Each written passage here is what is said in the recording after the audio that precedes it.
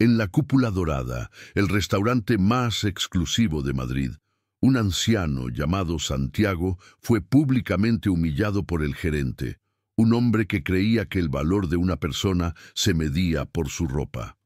Si te gustan este tipo de relatos, que demuestran que las apariencias engañan y que la justicia a veces tarda pero llega, suscríbete al canal y acompáñanos en esta historia que te dejará sin aliento.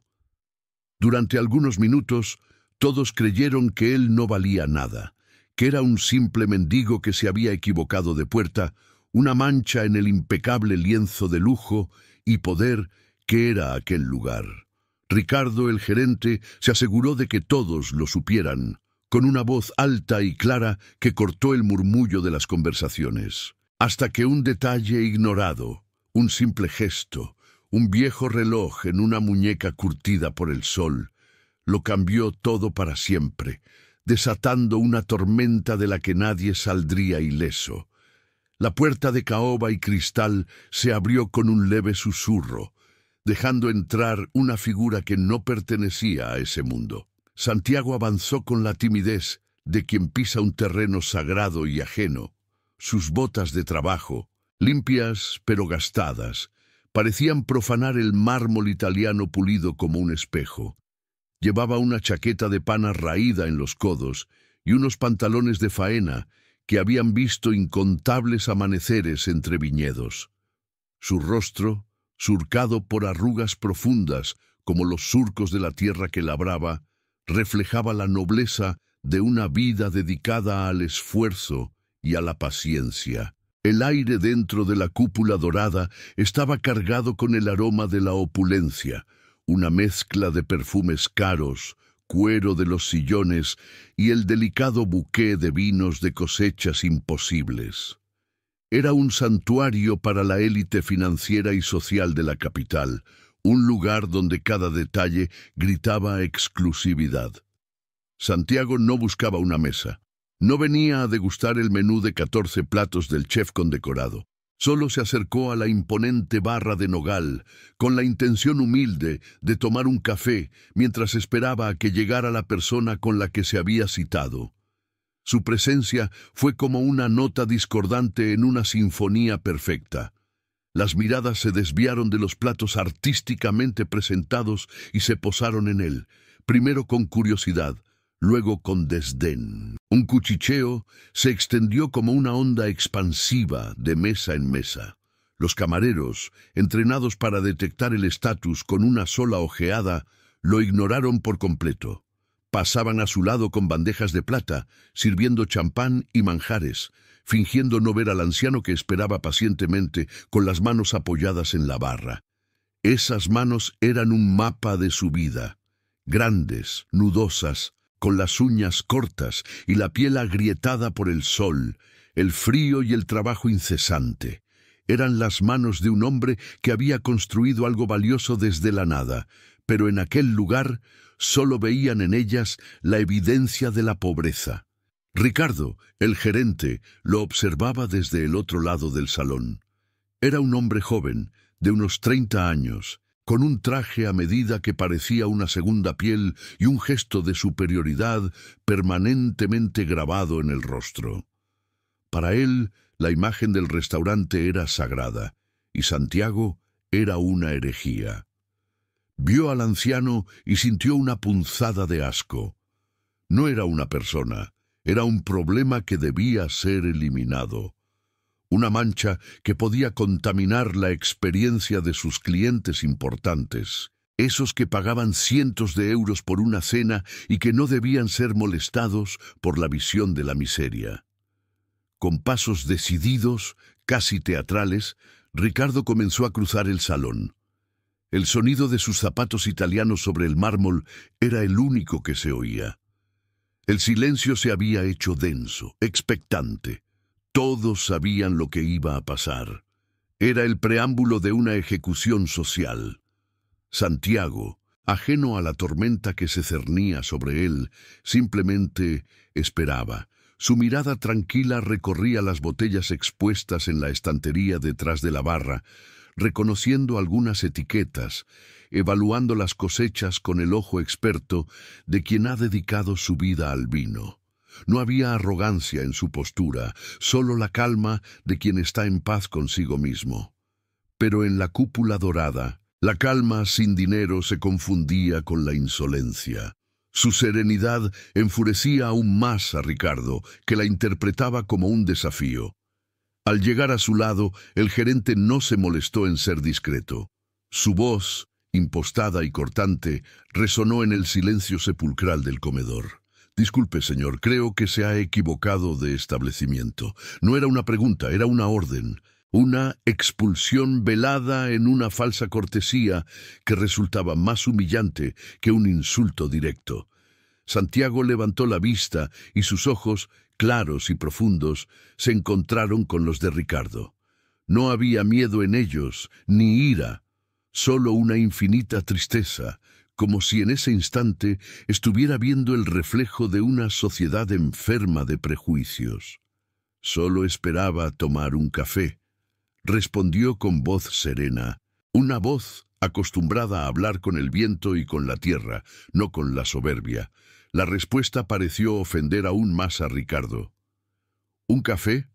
¿Aquí?», replicó con una risa ahogada, mirando a su alrededor como si buscara la complicidad de su distinguida clientela. Algunos sonrieron con suficiencia, validando el desprecio del gerente. La humillación era ahora un espectáculo público. Santiago estaba solo, en el centro de un circo de miradas que lo juzgaban y condenaban por el simple delito de parecer pobre.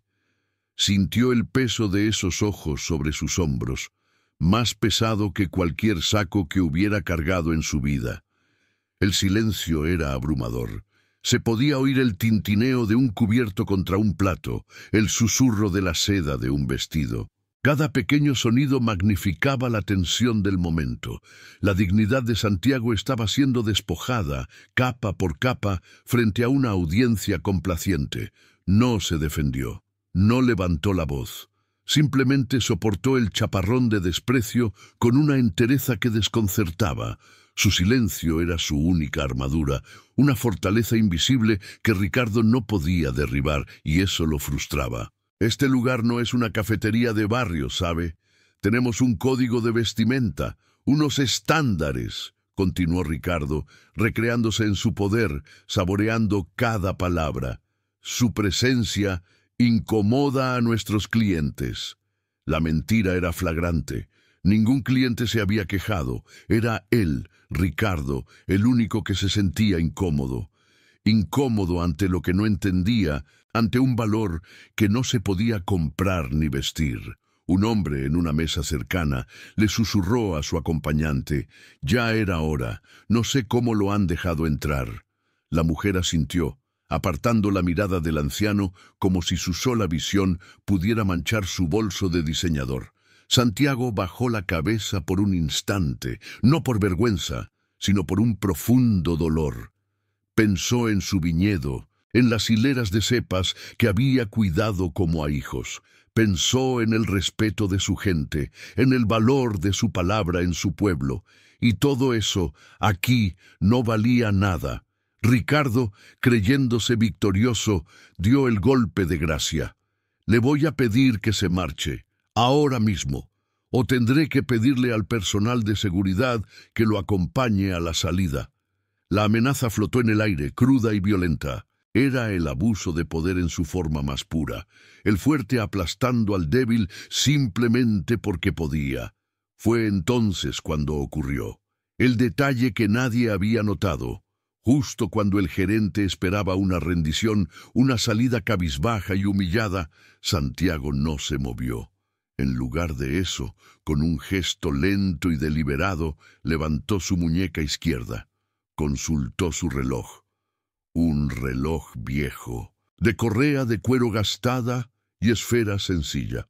No era un Rolex ni un Patek Philippe, era el reloj de un trabajador, una herramienta para medir el tiempo, no para ostentar estatus. Tras mirar la hora, levantó de nuevo su mirada tranquila hacia el gerente, que lo observaba con una mezcla de impaciencia y confusión. Santiago no dijo nada, No necesitaba hacerlo. Su calma era una pregunta en sí misma. Una calma que precedía a la tormenta que estaba a punto de desatarse. El gerente frunció el ceño, desconcertado por la falta de reacción. Esperaba súplicas, ira o sumisión. No esperaba esa serenidad inquebrantable. ¿No me ha oído? Le he dicho que se vaya, insistió Ricardo, subiendo el tono, su fachada de control empezando a resquebrajarse. Santiago volvió a mirar su reloj. Luego dirigió su vista hacia la puerta de entrada. Estaba esperando, y su espera tenía un propósito que estaba a punto de hacer temblar los cimientos de la cúpula dorada. Ricardo estaba a punto de llamar a seguridad, de poner fin a aquella incómoda situación de una vez por todas, pero un sonido lo detuvo, el suave susurro de la puerta de caoba y cristal al abrirse de nuevo. Una nueva figura entró en el restaurante, y esta vez nadie se atrevió a mirar con desdén. El ambiente cambió en un instante, pero Ricardo, cegado por su arrogancia, aún no comprendía la magnitud del error que acababa de cometer. El hombre que entró era la antítesis de Santiago. Vestía un traje de lana fría cortado a medida, de un gris tan oscuro que casi parecía negro, y sus zapatos de cuero brillaban con un lustre que reflejaba las luces del techo. Su porte era el de alguien acostumbrado a poseer los espacios que pisaba, no a pedir permiso para ocuparlos. Irradiaba una autoridad natural, tranquila pero inquebrantable. A diferencia de la arrogancia impostada de Ricardo, la suya era una confianza que no necesitaba ser anunciada. El murmullo del salón no solo se detuvo, sino que pareció encogerse sobre sí mismo, como si temiera molestarle. Los camareros se enderezaron instintivamente, sus espaldas más rectas, sus sonrisas de servicio un poco más tensas. Ricardo, que segundos antes era el rey de aquel pequeño universo, sintió una repentina punzada de inseguridad.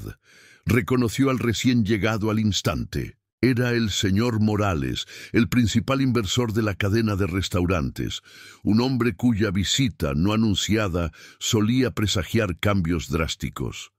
El pánico comenzó a serpentear por las venas de Ricardo, frío y venenoso. ¿Qué hacía él aquí? ¿Y por qué ahora? Su mente, normalmente ágil para las excusas y las adulaciones, se quedó en blanco. Solo podía observar, paralizado, cómo el hombre más poderoso que conocía avanzaba por el salón.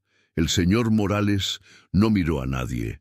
Sus ojos, agudos y calculadores, barrieron el local en una fracción de segundo, pero se fijaron en un único punto: la figura humilde y encorvada de Santiago, de pie junto a la barra. Para asombro de todos y para el horror absoluto de Ricardo, el señor Morales ignoró por completo al gerente que se interponía en su camino. Pasó a su lado como si fuera una pieza más del mobiliario y se dirigió directamente hacia el anciano. Una sonrisa amplia y genuina iluminó el rostro del inversor.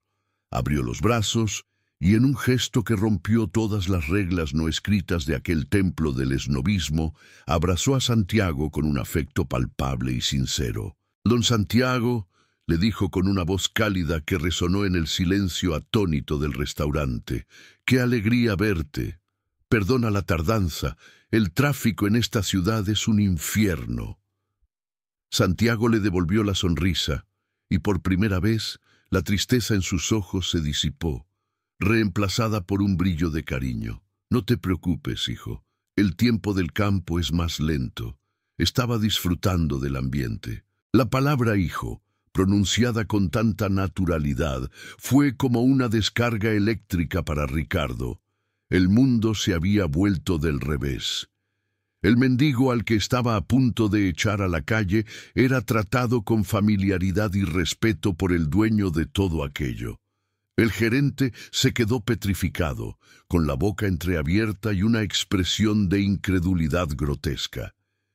Las miradas de los clientes, antes cómplices de su desprecio, ahora se volvían hacia él, cargadas de una nueva emoción, una mezcla de curiosidad morbosa y anticipación. Sentían el olor a sangre en el agua. Ricardo sintió cómo el sudor le perlaba la frente. El cuello de su camisa, que siempre le quedaba perfecto, de repente le oprimía como un dogal. Trató de tragar, pero su garganta estaba seca. Podía sentir decenas de ojos clavados en su nuca juzgándolo. La humillación que él había infligido a Santiago minutos antes estaba rebotando hacia él, multiplicada por 100.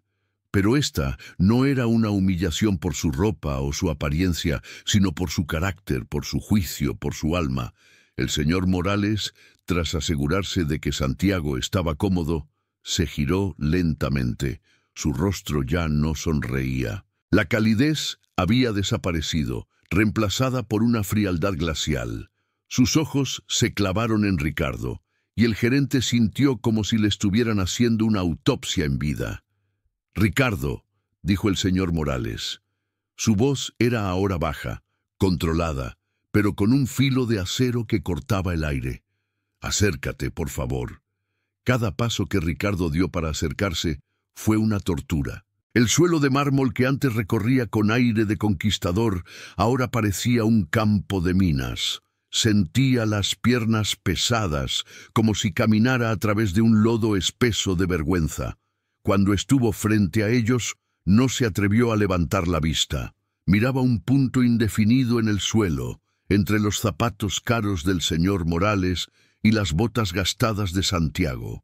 Esos dos pares de calzado, tan distintos, representaban los dos mundos que acababan de colisionar, y él estaba atrapado en medio, a punto de ser aplastado. ¿Había algún problema?, preguntó el señor Morales con una calma aterradora. Cuando llegué, me pareció que estabas molestando a mi invitado. La palabra «mi invitado» fue pronunciada con un énfasis deliberado. Era una declaración de propiedad, de protección. Santiago no era un cualquiera, era suyo, y Ricardo había cometido el sacrilegio de tocar lo que no debía. El gerente balbuceó. Las palabras se atropellaban en su boca, sin sentido. «No, señor. Un malentendido. El protocolo, el código de vestimenta. Yo no sabía». Su mente buscaba desesperadamente una salida, una excusa que pudiera mitigar el desastre, pero no había ninguna. Su arrogancia lo había acorralado. Había actuado en público, su desprecio había tenido testigos, y ahora el juicio también sería público. El señor Morales levantó una mano silenciándolo. «No me interesan los protocolos que se usan para humillar a las personas, Ricardo. Me interesa el juicio. Y el tuyo, por lo que veo, es pésimo». Santiago permanecía en silencio, observando la escena. No había ni una pizca de triunfo en su rostro, solo una profunda melancolía. No disfrutaba de la caída de Ricardo. Le dolía presenciar la pequeñez de un hombre que se creía grande. En las mesas cercanas, el cuchicheo se había reanudado. Pero el tono era completamente diferente. Ya no era de desdén hacia el anciano, sino de conmoción y especulación. ¿Quién era ese hombre? ¿Qué relación tenía con el poderoso señor Morales? Una mujer que antes había mirado a Santiago con asco, ahora le susurraba a su marido. «Te lo dije, tenía algo especial en la mirada». Su marido, que había apoyado al gerente, ahora se hundía en su asiento, deseando ser invisible. La hipocresía flotaba en el ambiente, tan densa como el humo de un cigarro. Ricardo sentía que el aire le faltaba. Su carrera, su reputación, todo lo que había construido con una meticulosa gestión de las apariencias, se estaba desmoronando en cuestión de segundos, y todo por un viejo con botas de trabajo. El señor Morales se inclinó ligeramente hacia él, bajando aún más la voz, lo que la hacía más intimidante. «¿Sabes quién es este hombre, Ricardo?» El gerente negó con la cabeza, incapaz de articular palabra. «Claro que no lo sabes», continuó el señor Morales, enderezándose y hablando ahora para que todos pudieran oírle. «Porque tú solo miras la ropa, no miras las manos, no miras los ojos, no ves el valor real de una persona. Hizo una pausa dramática, dejando que sus palabras calaran en cada rincón del restaurante. «Señoras y señores», dijo dirigiéndose a la clientela, «permítanme que les presente a don Santiago». Un silencio expectante se apoderó del salón. Algunos de ustedes pagan cientos de euros por una botella de nuestro vino más exclusivo, el que aparece en la primera página de nuestra carta, el que nos ha dado fama internacional. Ricardo sintió que el suelo desaparecía bajo sus pies. Empezaba a comprender, y la verdad era mucho peor de lo que había podido imaginar. «El nombre de ese vino», continuó el señor Morales con una voz clara y resonante, «es Legado de Santiago». Señaló al anciano que seguía de pie con su humilde dignidad. «Este hombre que ven aquí, este hombre al que mi gerente acaba de intentar expulsar como si fuera un delincuente, no es otro que el creador de ese legado, el alma de esas viñas, don Santiago en persona». La revelación cayó como una bomba. Hubo un jadeo colectivo. Las caras de los comensales pasaron de la confusión a la estupefacción y finalmente a una profunda y palpable vergüenza. Habían sido testigos de la humillación de una leyenda viviente, y no solo no habían hecho nada, sino que la habían aprobado con su silencio y sus sonrisas cómplices. Ricardo estaba pálido como un muerto. Sus ojos iban de Santiago al señor Morales, suplicando un perdón que sabía que no llegaría. El error no era grave, era catastrófico. Había insultado al pilar sobre el que se sustentaba el prestigio del local que dirigía. El hombre de la mesa cercana, el que había dicho ya era hora, ahora miraba fijamente su plato, su rostro rojo de bochorno. Su acompañante se tapaba la cara con la servilleta, como si así pudiera borrar su participación en aquella farsa cruel. Santiago, por su parte, seguía impasible. Su calma era ahora la fuerza más poderosa del lugar. No necesitaba decir nada. Su sola presencia era un veredicto. El señor Morales se acercó a la barra, tomó la carta de vinos y la abrió por la primera página. Se la mostró a Ricardo, señalando el nombre impreso en letras doradas. «Legado de Santiago», leyó en voz alta. «¿Lo ves, Ricardo? Su nombre, el nombre del hombre que tú consideraste indigno de tomar un café en este establecimiento». El gerente solo pudo asentir, derrotado. «La razón por la que estoy aquí», continuó el señor Morales, devolviendo la carta a su sitio con un golpe seco, «es para firmar con don Santiago un nuevo contrato de exclusividad, un contrato de varios millones de euros». El segundo golpe fue aún más devastador que el primero. No solo había humillado a un hombre bueno, había puesto en peligro un negocio millonario por pura soberbia. Ricardo comprendió en ese instante que su carrera no solo había terminado en la cúpula dorada. Probablemente había terminado en toda la industria de la alta restauración de Madrid. La historia se extendería como la pólvora. Sería el ejemplo de lo que nunca se debe hacer. El señor Morales se volvió hacia Santiago y le puso una mano en el hombro. «Don Santiago, le pido disculpas en nombre de mi empresa. Este error es inexcusable. No tienes por qué disculparte tú», respondió el anciano con su voz serena. «La culpa no es del árbol, sino del fruto podrido que a veces da». La metáfora, simple y directa, fue el golpe de gracia final para Ricardo. Era el fruto podrido. El inversor asintió gravemente. Luego, su mirada volvió a posarse sobre el gerente fría y definitiva. «Ricardo», dijo, con un tono que no admitía réplica, «vaya a su despacho. Recoja sus cosas personales. No quiero volver a verle aquí». No hubo gritos, no hubo un despido escandaloso, solo una orden tranquila, ejecutada con la precisión de un cirujano. Y eso lo hizo aún más terrible. Ricardo no protestó, no podía. Simplemente se dio la vuelta y, con los hombros hundidos y la mirada perdida, comenzó a caminar hacia su despacho, recorriendo el mismo camino que antes había hecho con tanta arrogancia. El silencio que acompañó su marcha fue absoluto. Era el sonido de una caída, el eco de una carrera hecha añicos por un prejuicio estúpido. Mientras se alejaba, el señor Morales se dirigió a la jefa de sala, que había observado todo con una mezcla de horror y alivio. «Elena, por favor, prepare para don Santiago y para mí nuestra mejor mesa, la que tiene vistas al jardín, y tráiganos 2 cafés y una botella de legado de Santiago. Hoy la casa invita». La mujer asintió, corriendo a cumplir la orden, tratando de recomponer la dignidad del servicio. Santiago observó la espalda del gerente que se retiraba, y en sus ojos no había odio, sino una profunda compasión. Comprendía que la mayor condena para un hombre como Ricardo no era perder su trabajo, sino tener que vivir para siempre con el recuerdo de su propia y vergonzosa pequeñez. El ambiente en el restaurante había cambiado por completo. La opulencia parecía ahora hueca, el lujo, una farsa.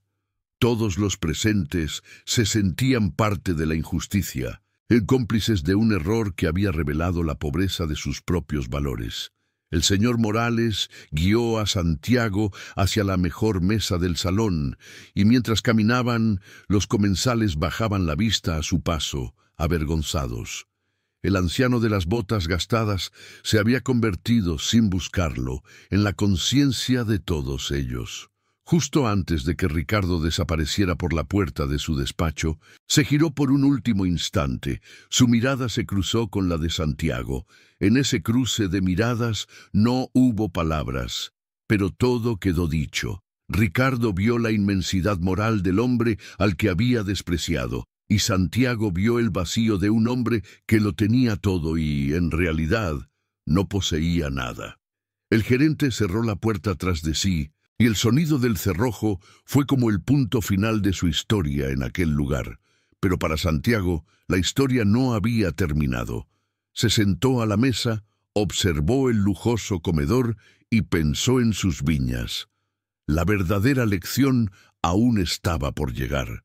Porque la justicia no consistía solo en castigar al culpable, sino en reafirmar la dignidad del inocente, y su dignidad, como sus vinos, solo mejoraba con el tiempo. El señor Morales se sentó frente a él, y antes de hablar de negocios, le hizo una pregunta que lo resumía todo. «Dime la verdad, Santiago, ¿qué sentiste cuando te trató de esa manera?» La respuesta del anciano flotó en el aire, simple y profunda, dejando una estela de reflexión que perduraría mucho después de que se marcharan. Santiago miró fijamente a los ojos del señor Morales, unos ojos que buscaban entender la profundidad de un alma que acababa de ser puesta a prueba. El murmullo del comedor se había extinguido por completo. Cada mesa era una isla de silencio culpable, donde los comensales ya no disfrutaban de su comida, sino que la removían en sus platos, convertidos en espectadores de un drama moral que los interpelaba directamente.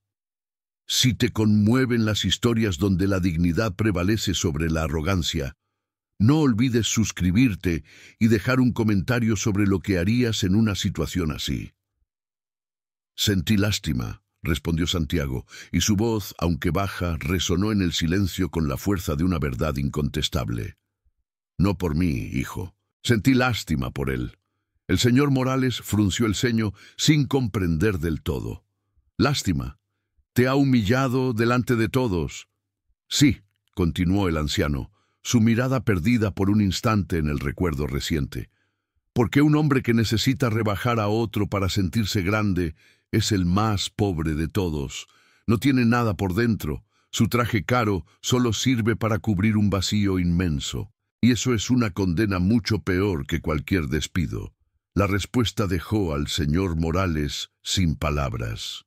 Había esperado ira, resentimiento, quizás una satisfacción por la justicia rápida, pero en su lugar encontró compasión, una compasión que desarmaba, que elevaba a Santiago a un plano moral inalcanzable para cualquiera en esa sala. En ese momento, la jefa de sala, Elena, se acercó con una discreción impecable. seguida por un joven camarero cuyas manos temblaban ligeramente al depositar 2 tazas de café humeante sobre la mesa. Luego, con un cuidado casi reverencial, presentó la botella de legado de Santiago, su etiqueta dorada brillando bajo las luces. El señor Morales asintió en agradecimiento, pero no sirvió el vino. Mantuvo sus ojos fijos en el anciano, como si la conversación que estaban a punto de tener fuera más importante que cualquier negocio. «Hay otra razón por la que quería que vinieras aquí, a este lugar en concreto», dijo en voz baja, inclinándose sobre la mesa. «No era solo por el contrato, Santiago». El viticultor levantó la vista de su taza de café, su curiosidad apenas perceptible en su gesto sereno. «Quería mostrarte algo, o, mejor dicho, quería que sintieras algo». El señor Morales hizo un gesto hacia la gran cristalera que daba a los jardines interiores del restaurante, un oasis de verdor y diseño en medio de la jungla de asfalto de Madrid. «¿Sabes qué había aquí antes de que se construyera este edificio?», preguntó. Santiago siguió su mirada. Observó los árboles cuidadosamente podados, las fuentes minimalistas y los senderos de pizarra.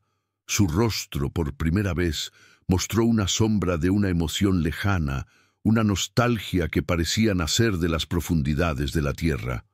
«Lo sé muy bien», respondió en un susurro. Había una pequeña huerta y un par de almendros viejos, y justo ahí, donde está esa fuente, mi abuelo plantó una higuera el día que yo nací. La revelación flotó entre ellos, tan inesperada como la humillación de minutos antes. El señor Morales asintió lentamente, confirmando la memoria del anciano. «Este edificio, Santiago, se levanta sobre la tierra que una vez fue de tu familia».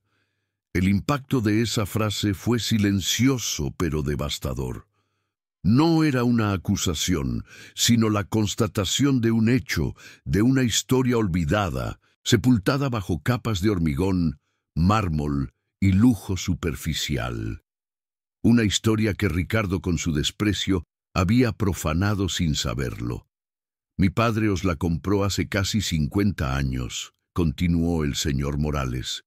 «Tú eras joven entonces, y tu familia necesitaba el dinero para empezar de nuevo en La Rioja, para apostar por ese pequeño viñedo que nadie quería».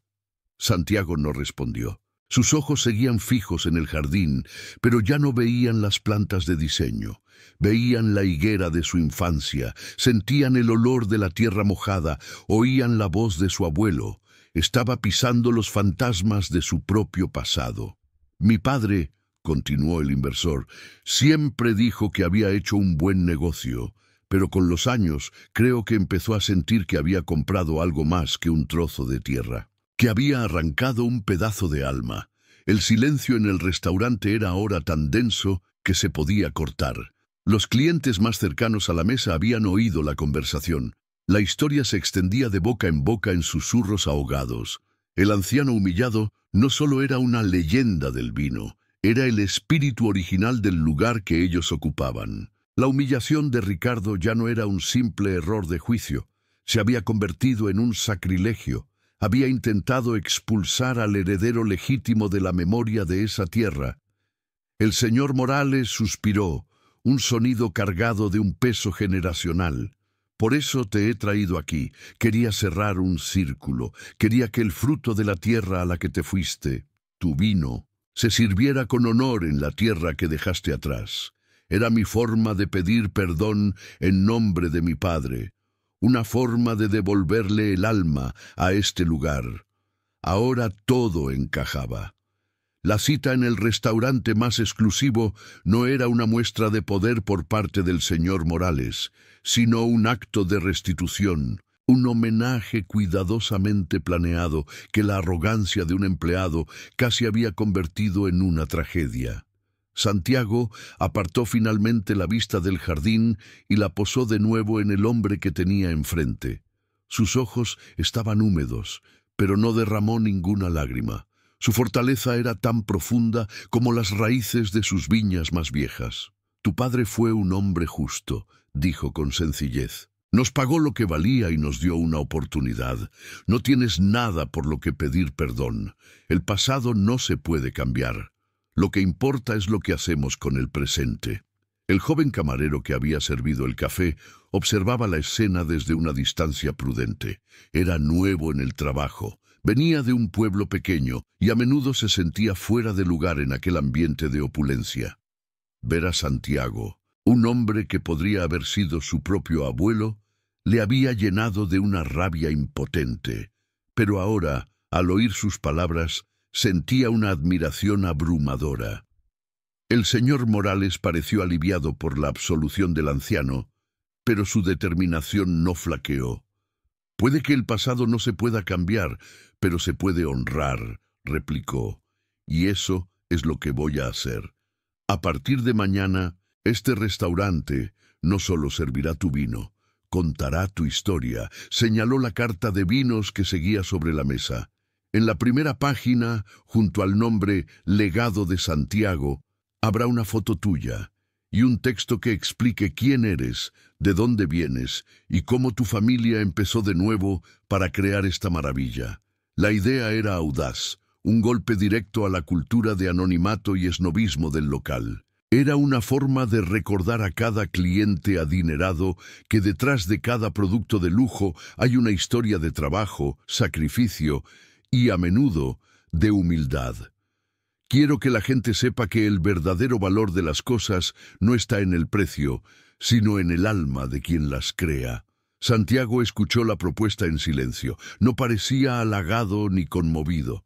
Su mente parecía trabajar en un plano diferente, sopesando las intenciones, las consecuencias. Finalmente, tras un largo silencio, asintió. Pero solo una vez, de forma casi imperceptible.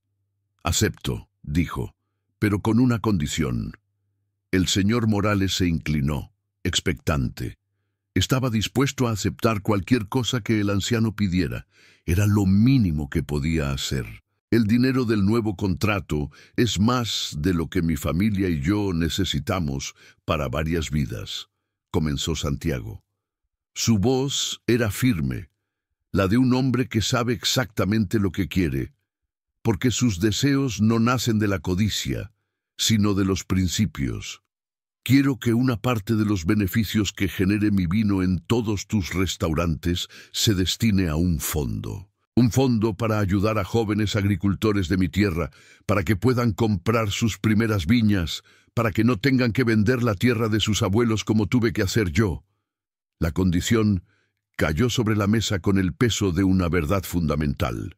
No pedía nada para sí mismo, pedía para los demás, pedía para que su historia de pérdida y renacimiento no se repitiera. «Quiero que el legado de Santiago no sea solo el nombre de un vino», concluyó el anciano. «Quiero que sea una promesa. La promesa de que la tierra pertenece a quien la trabaja con amor». El señor Morales se quedó mirando al anciano, completamente sobrecogido. Había venido a cerrar un círculo personal, a aliviar una vieja culpa familiar, y se encontraba de frente con un desafío que trascendía por completo sus intenciones. Santiago no le estaba pidiendo dinero, le estaba pidiendo un compromiso, le estaba pidiendo que convirtiera su negocio de lujo en un motor de justicia social. La pelota estaba ahora en su tejado. Aceptar esa condición significaría cambiar las reglas del juego, no solo en la cúpula dorada, sino en toda su empresa. El silencio se prolongó. Todos en el restaurante, desde los clientes hasta los camareros, contenían la respiración, esperando la respuesta. La decisión que tomara el señor Morales en ese instante no solo definiría el futuro de su relación con Santiago, sino que revelaría la verdadera naturaleza de su propio carácter. ¿Era solo un hombre de negocios buscando limpiar su conciencia o estaba dispuesto a convertirse en un verdadero agente de cambio? Santiago esperó, paciente. Había plantado su semilla. Ahora solo quedaba ver si caería en tierra fértil. La tensión en el aire era casi insoportable, una mezcla de esperanza, vergüenza y una expectación abrumadora. El destino de la cúpula dorada, su alma y su futuro, pendían de una sola palabra. El señor Morales abrió la boca para responder, y el mundo entero pareció detenerse para escuchar. Su respuesta cambiaría no solo la vida de Santiago, sino la de cientos de jóvenes que ni siquiera sabían que su futuro se estaba decidiendo en ese preciso instante. El legado estaba a punto de redefinirse para siempre, y todos los presentes lo sabían. ¿Cómo alguien pudo cometer un error tan grave apenas mirando la apariencia? Si esta historia te ha hecho reflexionar sobre los prejuicios y el verdadero valor de las personas, comparte tu opinión en los comentarios y ayúdanos a difundir el mensaje de que la dignidad no entiende de etiquetas. El señor Morales miró a Santiago y en sus ojos no había la calculadora frialdad de un hombre de negocios, sino el asombro profundo de quien acaba de recibir una lección de humanidad. El aire del restaurante, antes cargado de tensión y vergüenza, se llenó de una expectación casi sagrada. Cada comensal, cada camarero, se había convertido en testigo de algo mucho más grande que el despido de un gerente arrogante. La propuesta de Santiago no era una negociación, era un manifiesto. Era la voz de la tierra reclamando su lugar en un mundo de lujos artificiales. Era la dignidad del trabajo humilde imponiéndose sobre la vanidad del dinero. El señor Morales comprendió que su respuesta no sería un simple acuerdo comercial. Sería una declaración de principios, un posicionamiento moral ante todos los presentes y sobre todo ante sí mismo. Su silencio duró apenas unos segundos, pero en ese lapso el destino de la cúpula dorada se reescribió por completo. «Acepto», dijo finalmente, y su voz, firme y clara, resonó en el comedor como el tañido de una campana. No fue el sí de un empresario que ve una buena oportunidad de marketing, sino el de un hombre que reconoce una verdad superior y se rinde ante ella.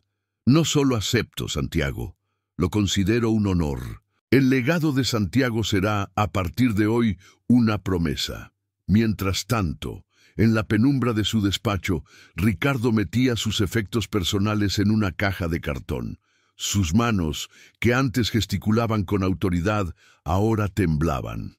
Cada objeto que guardaba era un recordatorio de su caída, una pluma estilográfica de lujo, un premio al mejor gerente del año, una foto enmarcada de sí mismo, estrechando la mano de un chef famoso. Eran los símbolos de un éxito construido sobre una base podrida. Su arrogancia no nacía de la confianza, sino de un miedo atroz a sus propios orígenes. Había crecido en un barrio obrero, hijo de un albañil y una limpiadora, y había pasado toda su vida adulta tratando de borrar esa mancha, construyendo una coraza de trajes caros y modales impostados. Al ver a Santiago, no vio a un hombre. Vio el fantasma de su propio padre volviendo del andamio, con las manos cubiertas de cemento y la ropa manchada de sudor. Y el asco que sintió no era hacia el anciano, sino hacia sí mismo, hacia la parte de él que nunca podría erradicar por completo. Su humillación a Santiago había sido un acto desesperado de autoodio. De vuelta en el salón, el señor Morales ya estaba poniendo en marcha la promesa. Llamó a Elena, la jefa de sala, que se acercó con una profesionalidad que enmascaraba su profunda conmoción. «Elena, por favor, contacta a nuestro equipo legal mañana a primera hora. Vamos a redactar un anexo al contrato de don Santiago para crear la fundación que ha propuesto. Quiero que seas tú quien supervise que cada euro se destine a su propósito». La mujer asintió, sus ojos brillando de un respeto que iba más allá de lo profesional. Por primera vez en años, se sentía orgullosa de trabajar en aquel lugar. El señor Morales volvió a sentarse, pero su mirada se detuvo en un detalle que antes había pasado por alto: el viejo reloj en la muñeca de Santiago. El mismo reloj que el anciano había consultado con tanta calma en el peor momento de la humillación. Ese reloj, Santiago, dijo con curiosidad, parece tener una historia.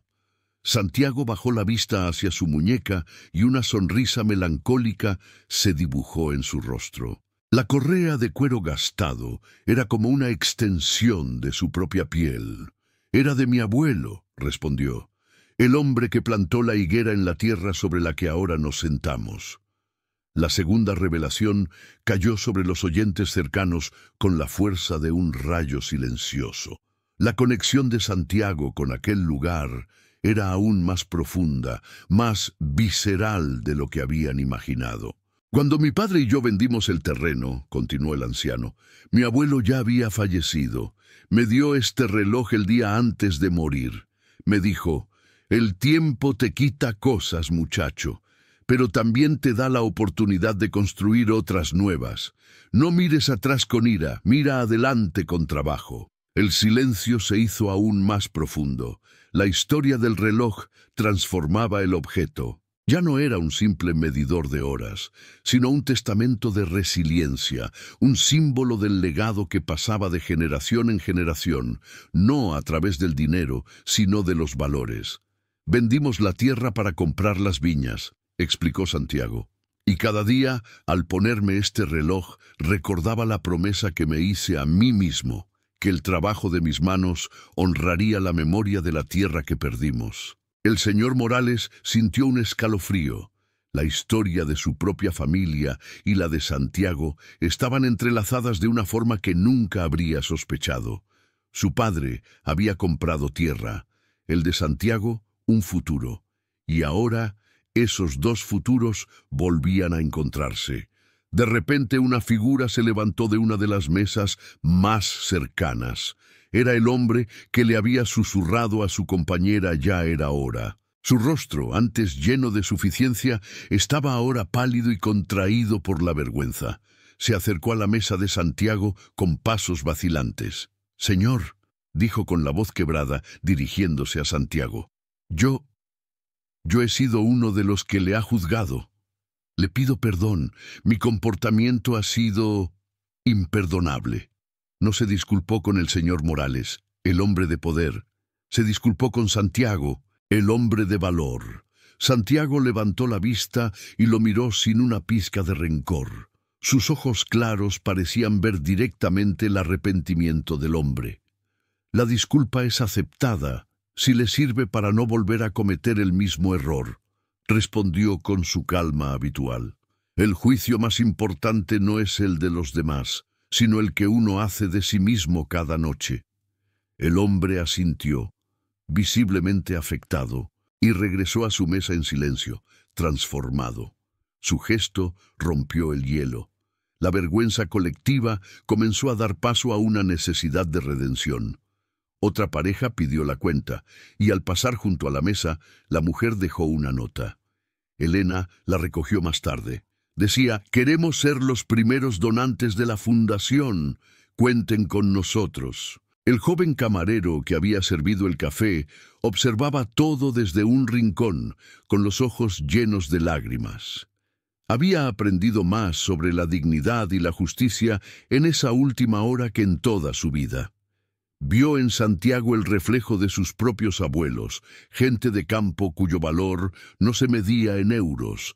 El señor Morales observó esta cascada de reacciones. Comprendió que el incidente no era una crisis que debía ser gestionada, sino una oportunidad única de transformación.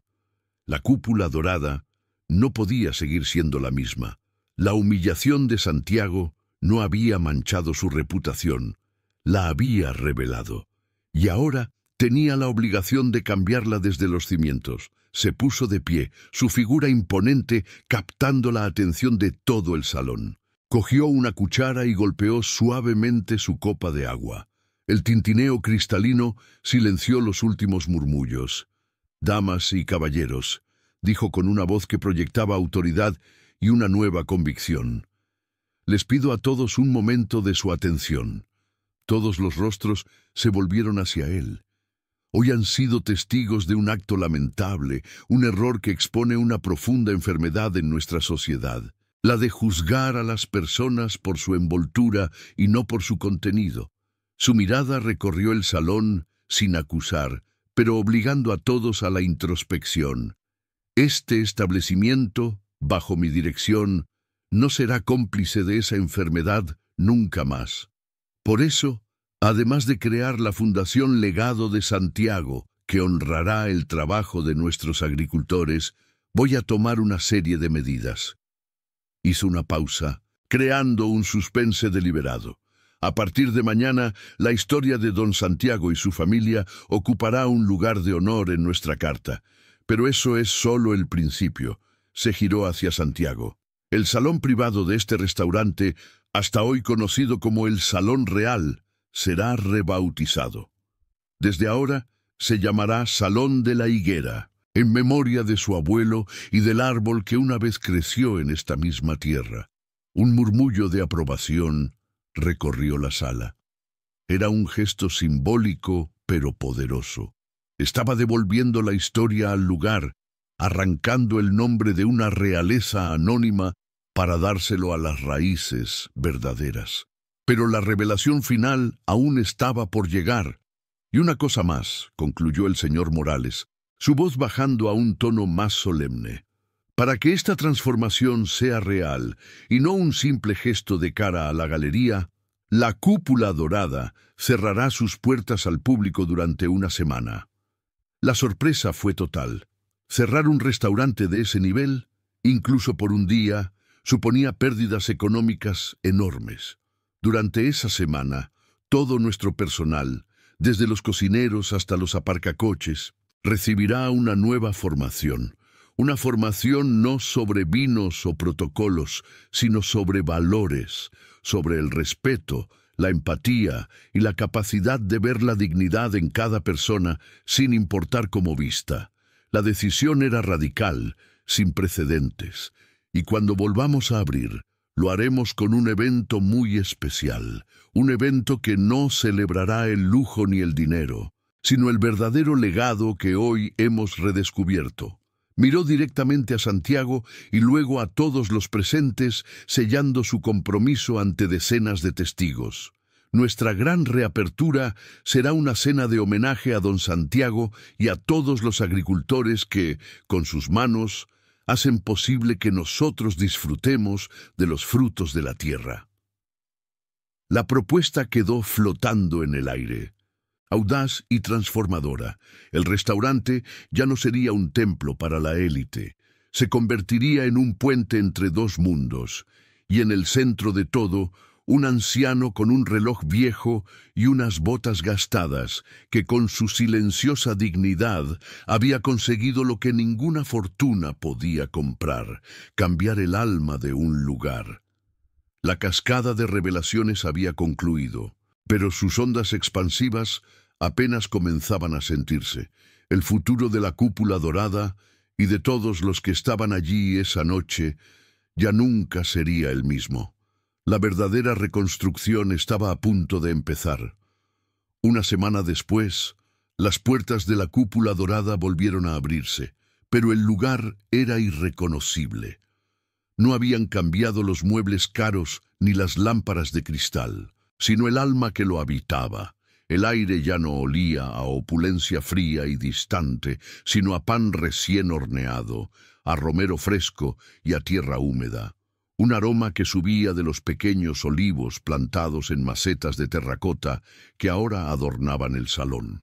La lista de invitados para la cena de reapertura era una declaración de intenciones. Los rostros de siempre estaban allí. La élite financiera y social de Madrid, pero sus miradas eran distintas, más humildes, más expectantes. Junto a ellos, sentados en las mismas mesas de roble, había familias de agricultores de La Rioja, jóvenes estudiantes de enología y periodistas que habían acudido atraídos por una historia que se había convertido en leyenda en la ciudad.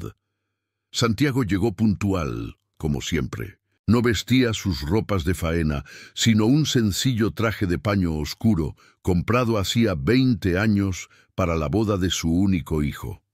No lo hacía parecer más rico, Solo resaltaba la honestidad de su rostro y la serena dignidad de su porte. No venía solo.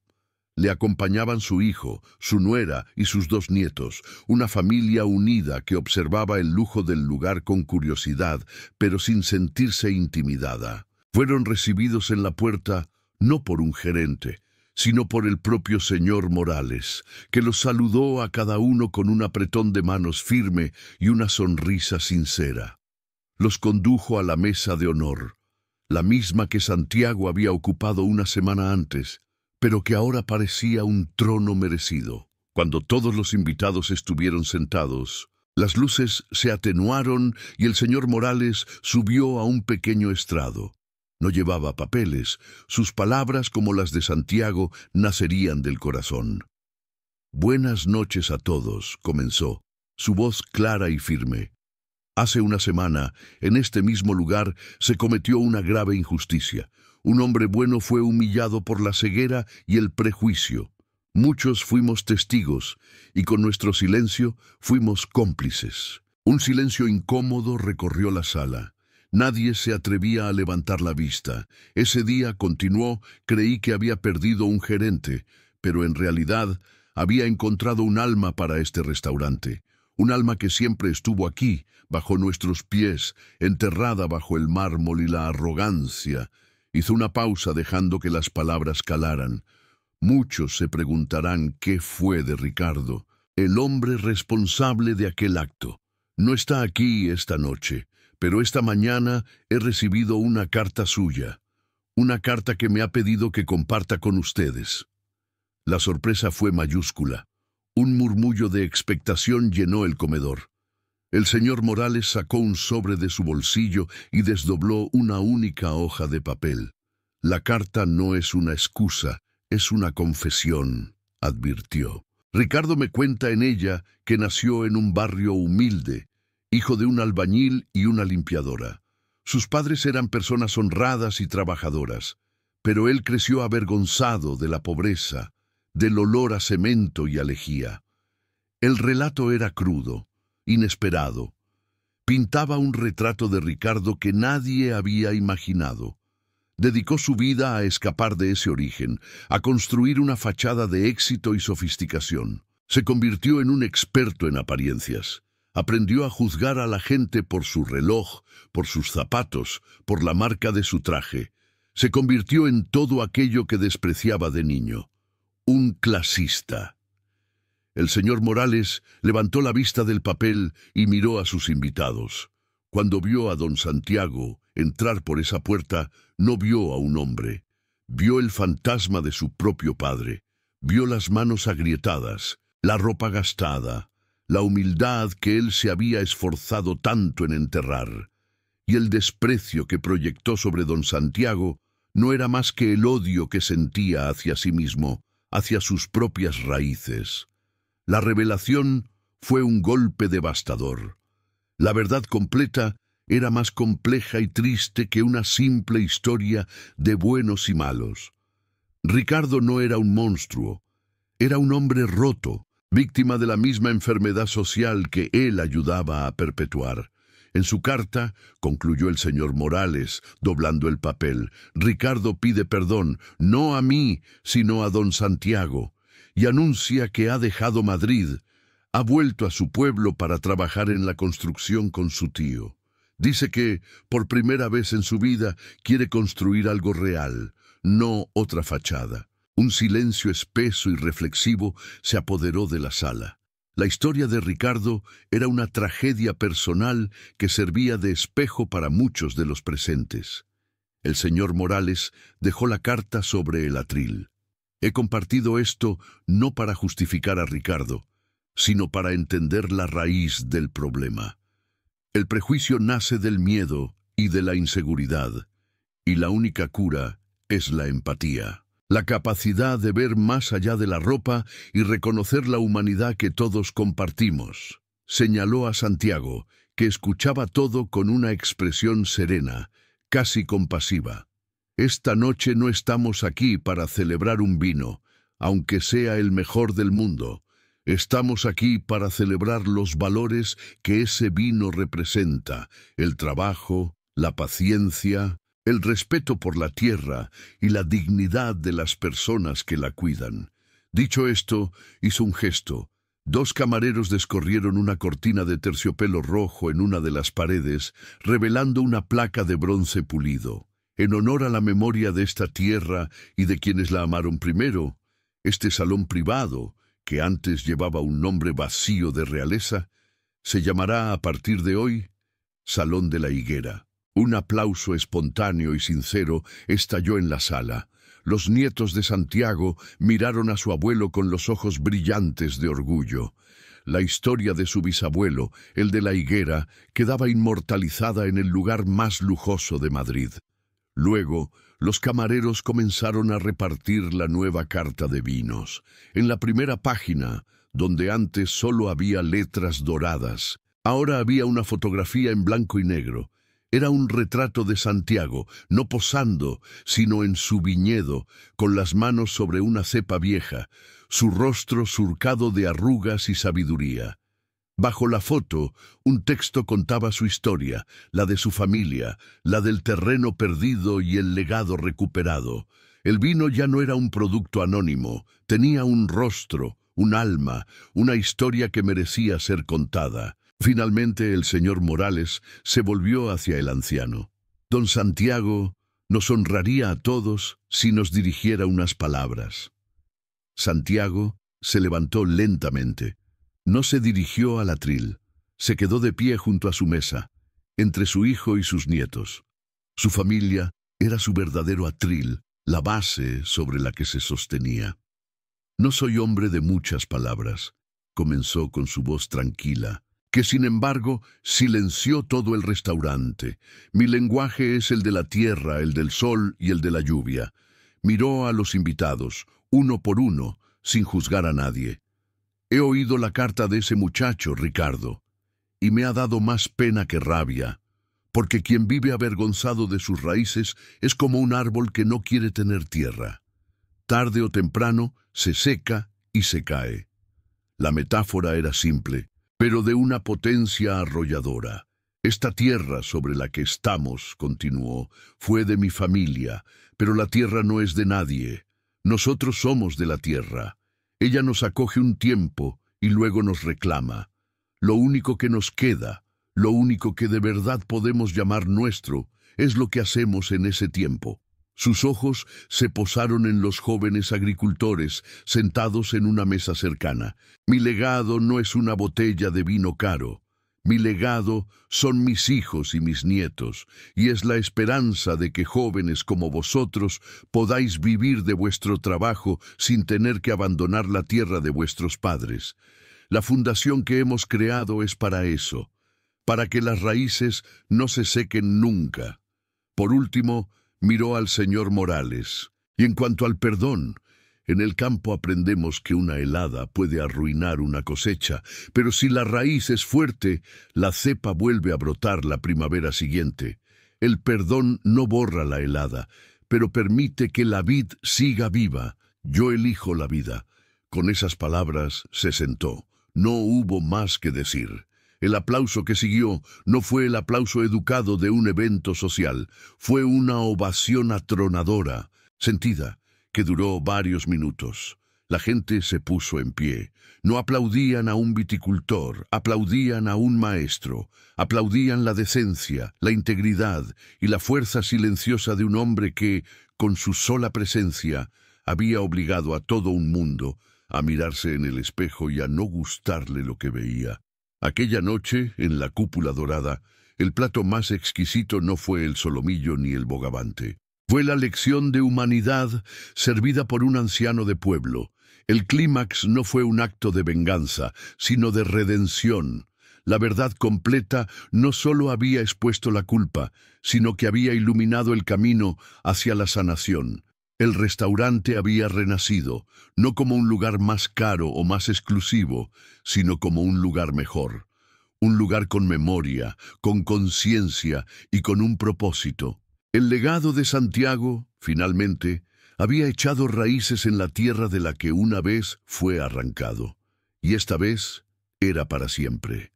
Los días que siguieron a aquella noche memorable, la historia de Santiago y la cúpula dorada se extendió por Madrid como una leyenda moderna. No fue solo una anécdota de restaurante, sino un relato que tocó una fibra sensible en el corazón de la ciudad.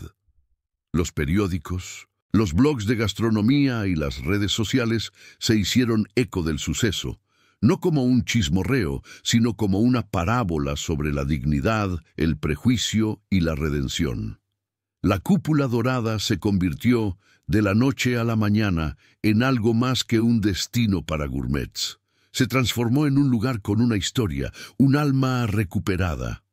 Las reservas se dispararon, pero la clientela cambió sutilmente. La gente ya no venía solo a exhibir su estatus, sino a ser parte de un lugar que había aprendido una lección a la vista de todos.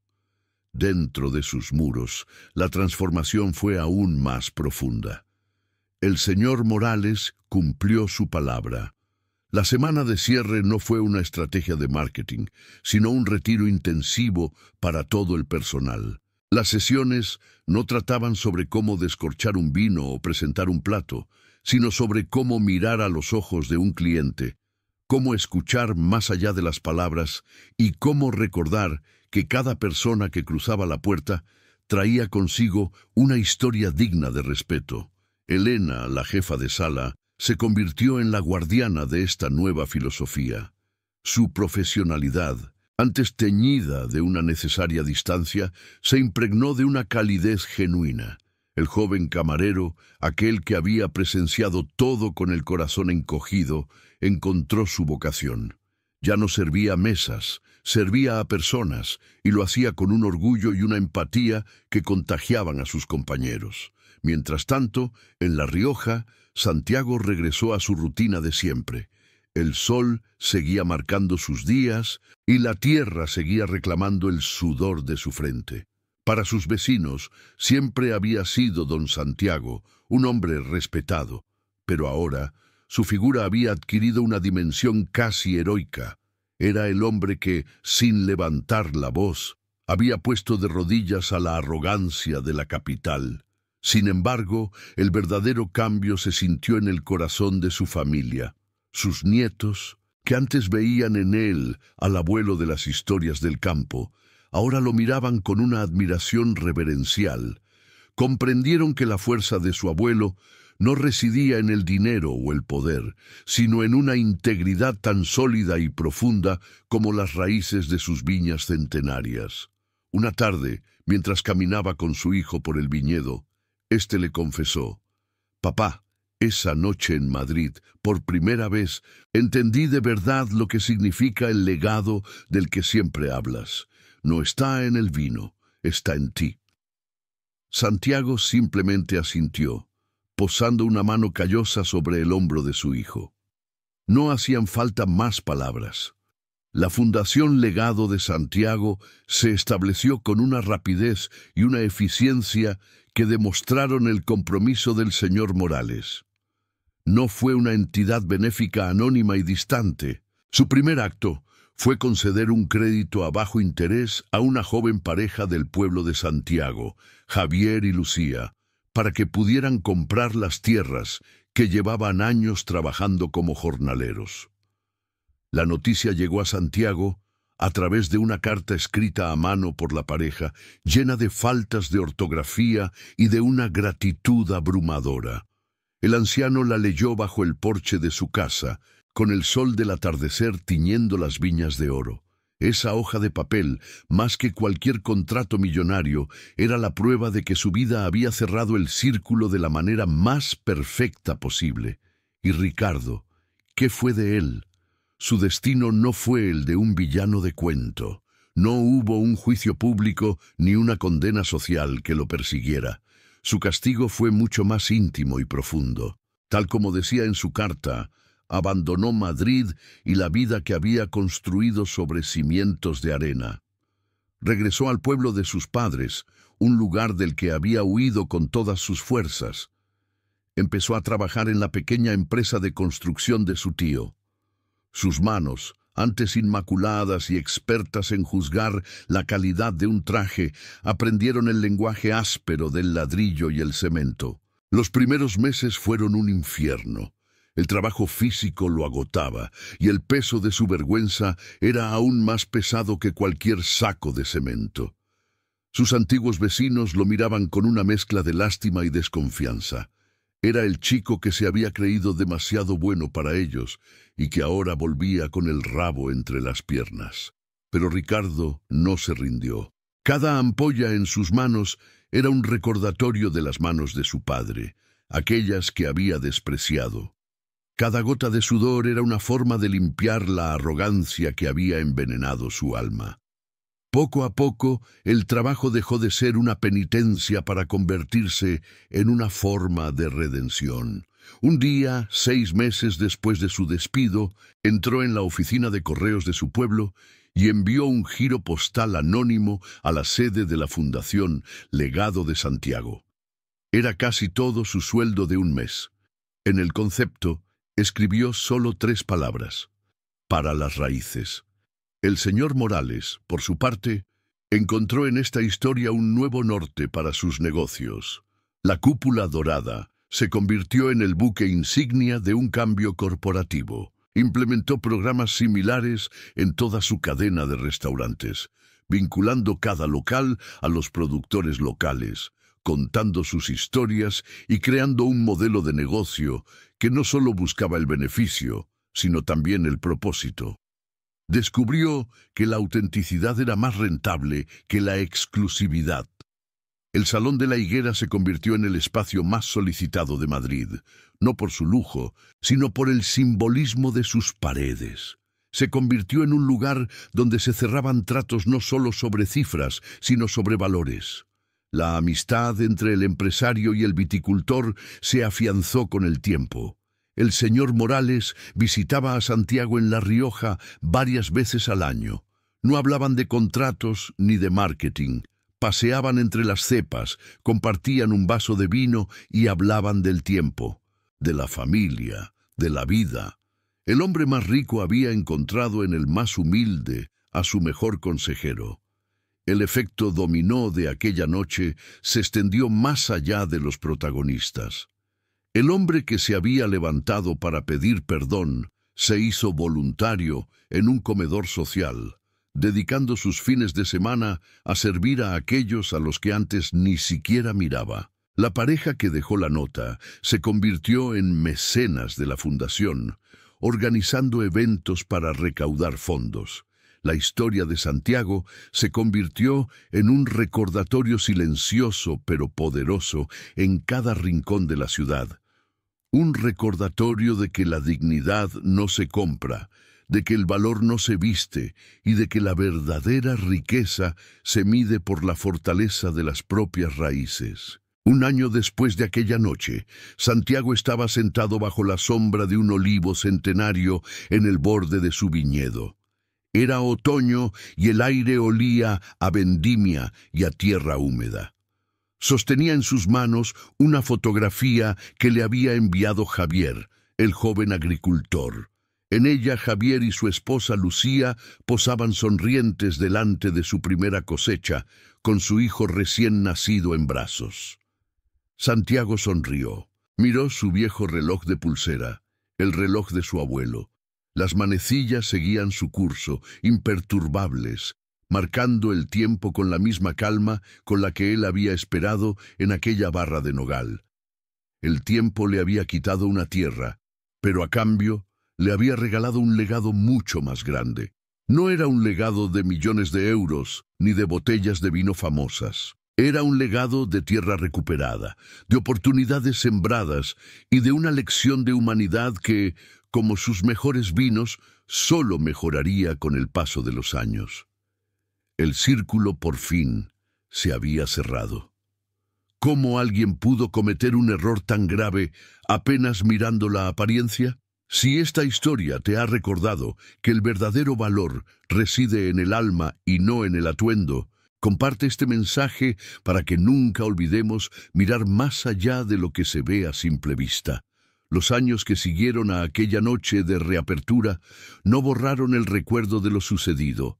Al contrario, lo convirtieron en la piedra angular sobre la que la cúpula dorada edificó su nueva identidad. El restaurante dejó de ser un simple escenario de lujo para convertirse en un lugar con alma, un espacio donde cada plato y cada copa de vino contaban una historia de redención. La leyenda de Don Santiago se susurraba de mesa en mesa, contada por los camareros con un orgullo reverencial. Los nuevos clientes pedían ver la carta no solo para elegir el menú, sino para contemplar la fotografía en blanco y negro del anciano en su viñedo, un rostro que se había convertido en el emblema de la autenticidad. El Salón de la Higuera se transformó en el corazón del restaurante. Ya no era un espacio reservado para la élite anónima, sino un lugar de encuentro para artistas, pensadores y empresarios que buscaban algo más que una buena comida. Se convirtió en un símbolo de que las raíces, por muy profundas que estén enterradas, siempre encuentran la forma de alimentar el presente. La Fundación Legado de Santiago creció más allá de todas las expectativas. Lo que comenzó como un gesto de reparación se convirtió en un motor de cambio para toda una comarca. Decenas de jóvenes agricultores que de otro modo habrían emigrado a la ciudad encontraron en la fundación el apoyo necesario para quedarse, para innovar y para seguir cultivando la tierra de sus abuelos. El nombre de Santiago ya no solo bautizaba un vino, sino que apadrinaba cooperativas, becas de estudio en enología y proyectos de agricultura sostenible. Su legado se había multiplicado, floreciendo en cientos de vidas, demostrando que la generosidad es la inversión más rentable. El señor Morales, por su parte, nunca volvió a ser el mismo. El incidente le abrió los ojos a una verdad que el éxito le había ocultado, que su imperio de lujo estaba hueco, sin un propósito humano. Transformó su modelo de negocio, convirtiendo la responsabilidad social en el eje de su marca. Su amistad con Santiago se convirtió en su brújula moral. En sus frecuentes visitas a La Rioja, aprendió a escuchar el silencio del campo, a entender el lenguaje de las estaciones y a valorar la sabiduría que no se aprende en las escuelas de negocios, sino en el contacto diario con la tierra. Encontró en la humildad del anciano una fortaleza que ninguna fortuna podía comprar, y al hacerlo, se convirtió en un líder más respetado, no por su riqueza, sino por su recién descubierta humanidad. Su mayor orgullo ya no eran sus estrellas Michelin, sino las cartas de agradecimiento que llegaban a la fundación. Y Ricardo, el hombre cuya arrogancia había encendido la mecha de toda esta transformación, encontró su propio y tortuoso camino hacia la redención. Lejos de los focos de Madrid, en el anonimato de un pueblo polvoriento, reconstruyó su vida desde los cimientos. El trabajo físico, que al principio fue una penitencia, se convirtió en su salvación. Sus manos, antes suaves y críticas, se volvieron callosas y fuertes. Aprendió a encontrar la dignidad no en el aplauso ajeno, sino en el cansancio honesto al final de la jornada. Nunca volvió a Madrid. No por vergüenza, sino porque ya no pertenecía a ese mundo de apariencias. Años después, se casó con una maestra del pueblo y tuvo un hijo. Le enseñó a su hijo a valorar el trabajo, a respetar a sus mayores y a no avergonzarse nunca de sus orígenes. Un día, el señor Morales recibió un paquete sin remitente. Dentro había un pequeño banco de madera de olivo, tallado a mano con una destreza sorprendente. Una nota escueta lo acompañaba: para el Salón de la Higuera. Para que nadie olvide de dónde venimos. Era de Ricardo. El banco fue colocado en un rincón del salón y se convirtió en una pieza más de la historia. Un símbolo silencioso de que hasta el fruto más podrido puede, con el tiempo y la humildad, convertirse en semilla de algo nuevo.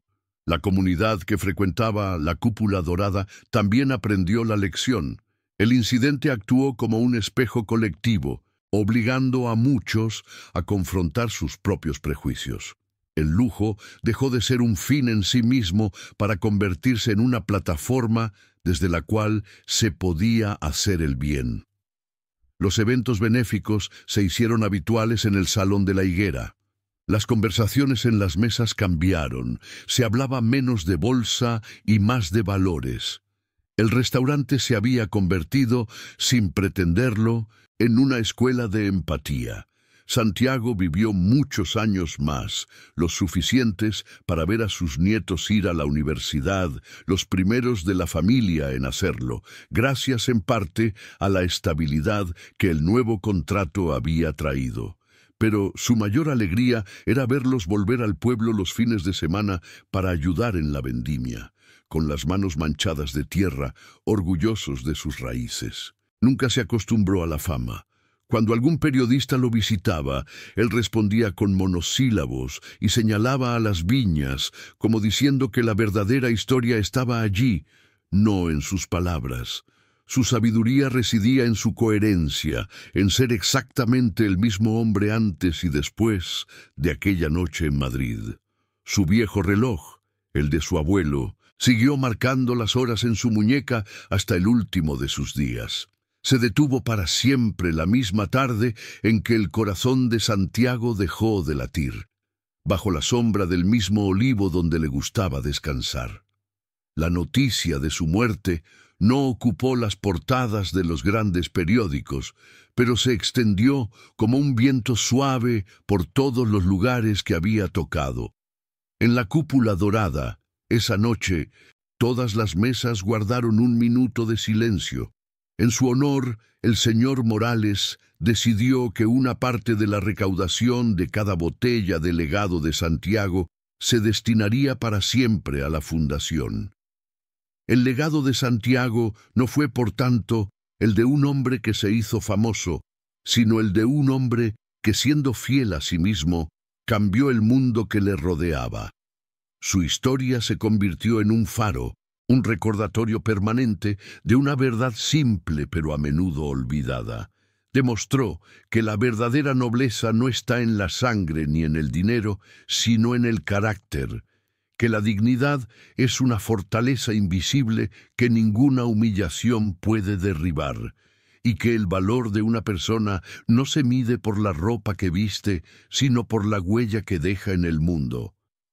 Su vida fue la prueba de que un solo hombre, armado únicamente con su integridad, puede enfrentarse a la arrogancia de todo un sistema y vencer, no con la fuerza, sino con la calma, no con la venganza, sino con la compasión.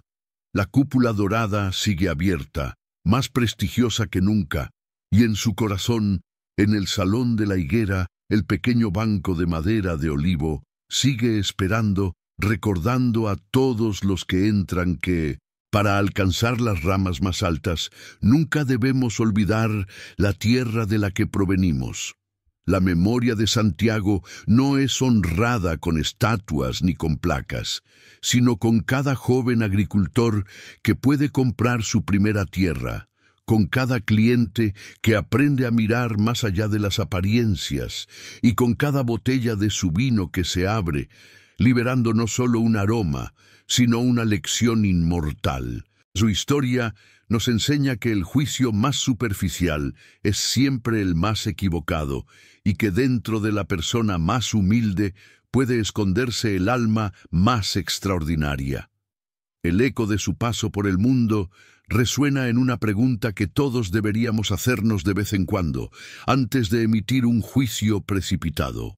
¿Cómo alguien pudo cometer un error tan grave apenas mirando la apariencia? Si crees que las historias como la de Santiago deben ser contadas para recordarnos dónde reside el verdadero valor, suscríbete y comparte este relato para que su legado de dignidad y respeto llegue a todos los rincones del mundo.